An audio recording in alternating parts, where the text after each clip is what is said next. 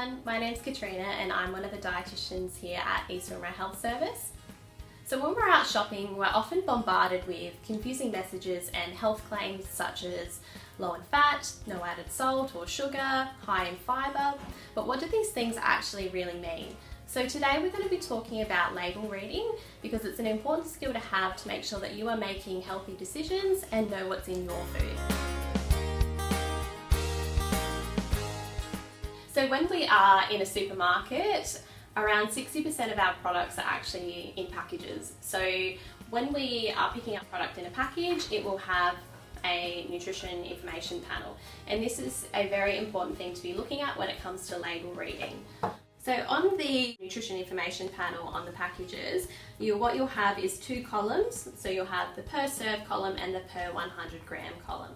So when it comes to label reading, what we're looking at when we're comparing two or more products, we are looking at this per 100 gram column. And the reason why that is to make sure that we're comparing each product weight for weight. So this is important because different products will have different serving sizes and you might eat different amounts.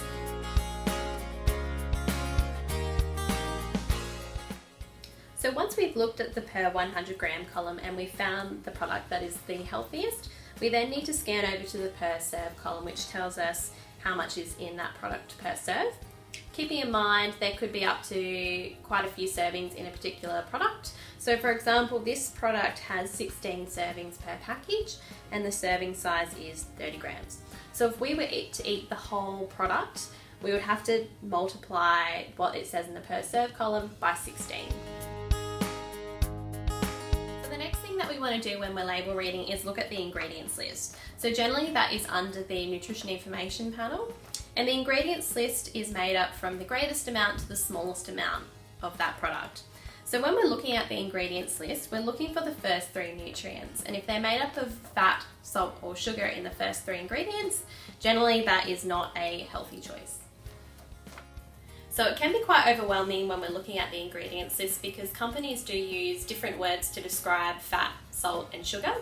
So for example, sugar could be listed on the ingredients list as agave, fruit juice concentrate, honey, maple syrup, glucose syrup or corn syrup. And fat could also be listed as beef fat, cream, butter, oil, kofa, dripping, hydrogenated fat. And salt could also be listed as baking powder, MSG, sodium or sodium bicarbonate or stock. So there are a lot of health claims companies use to really market or upsell their products, and I'm going to go through a few with you today that you might come across in the supermarket. So the first one being light or LITE. So this means that the product could be actually lighter in flavour, colour or texture. It doesn't necessarily mean that it's lower in fat, salt or sugar. The next one that we have is low fat. So this means that the product has less than 3 grams of total fat per 100 grams. The next one that we have is reduced fat or reduced salt or sugar. So this must mean that the product has 25% less of that nutrient than the original product. But the product could still be considered high in fat, salt or sugar naturally. The next one that we've got is no added salt or no added sugar, and this means that the product has had no salt or sugar added during the production or processing of this product. But it could still mean that that product is still high in salt or sugar. And lastly, we have gluten-free. So this is a popular trend at the moment to have gluten-free products.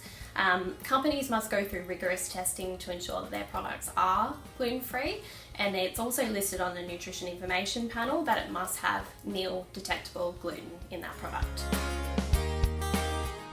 So the next thing I'm going to be talking about is the health star rating, which you'll commonly find down the bottom here in blue. And this is a voluntary thing companies can put on their products. It's not mandatory for all products to have it on there. And it goes from 0 to 5, with 5 being the healthiest and 0 being not so healthy.